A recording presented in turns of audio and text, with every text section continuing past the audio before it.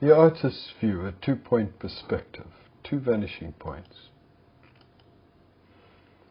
We want to contrast the picture of this house, which is the bird's eye view, with this one, which is a low point perspective, the mole's view. The bird's eye view, the mole's view. Notice the vanishing point is quite low, close to the baseline, and here the vanishing point is much higher.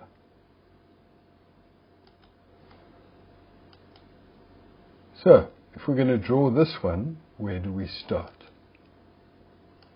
Well, we start with the baseline, and we're going to make it 4 centimeters from the bottom, and our two vanishing points 15 centimeters above the baseline. 11.5 centimeters in from this side and 17.5 from that side. We're going to have the corner of our house, and let's make it 7 centimeters tall. All horizontal surfaces in the house will then move along these points, which go from here to the vanishing point. So the base of the wall will be along there, and the top of the wall along there. Similarly on the other side. So if we make the length of a house 10 centimeters, the vertical lines remain vertical in this drawing. Similarly on the other side, if the side wall is 6 centimeters, then that's what the wall would look like. The apex of the roof 2 centimeters above the height of the wall. These lines are not parallel to the ground, but the apex of the roof does run along that vanishing point. The two most difficult points on the drawing to define is that one and that one. We won't go into that detail now, but this is good enough for our purpose. If we're going to add a window, the top and the bottom would be in these positions over here, also going to vanishing point. If we have a door, the top of the door also runs along the point to vanishing point. And on the other side, we have a window like that. Now, let's add some other detail to enhance the drawing. Imagine the sun is that point in the sky. Well, rays from the sun come in parallel because the sun is so far away. So on this side of the house we would have a shadow, and we can see from the corner there the apex of the roof and the corner over here, and so this would be in shadow.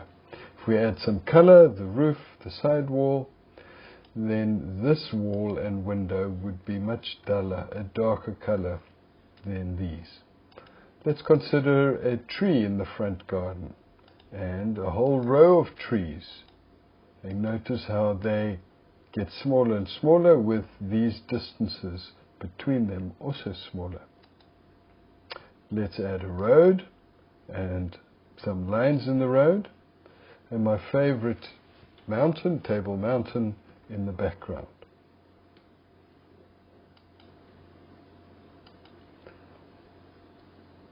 The bird's eye perspective. Now, what about the low perspective? Where do we start with this one? Again, we have our baseline 4 centimeters up, and this time our vanishing points are only 3 centimeters above the base. Again, we've got the same distances in this direction, and the front corner of our house is still 7 centimeters. The bottom, the top of the walls will run along those lines. Again, 7 centimeters for the length of our house and 6 centimeters for the side of the house. Again, the apex of the roof 2 centimeters up, but from this perspective we can see very little of the roof, only this tiny little sliver of it over there. The door, the windows, the door and the top of the door running along this line, which goes to vanishing point. Similarly, the side windows. Let's add some detail like we did before. Similar shading. If the sun was over there, this side would be in shadow. I haven't put the shadow in yet, but the tree would be very prominent in the drawing. And here our row of trees would look like that. Again, we put Table Mountain in the background, but notice how much lower it is. And there's our road with our lines. And Molly, that's his view. Nice home. Ah, here comes a bird. Whew, got away. So we would like you to choose either the bird's eye view or the mole's view. Why don't you and your friends choose two different ones, and when you've finished your drawing, you can compare them.